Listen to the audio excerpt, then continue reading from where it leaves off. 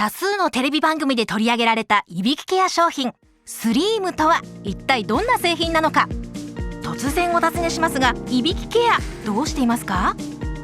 いびきトラブルや睡眠の質に悩みがある、そんなあなたにお勧めしたいのがいびきケア商品スリーム。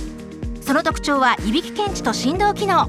特殊なマイク構造でいびき・呼吸レスを検知。優しい振動刺激により喉の軌道を確保し快眠へと導きます。テレビ番組カンニング竹山の一番研究所でもいびきが止まる瞬間が紹介されました。いびきをかくとスリームが振動。ご愛用者の声も続々。よく眠ることはよく生きること。スリーム。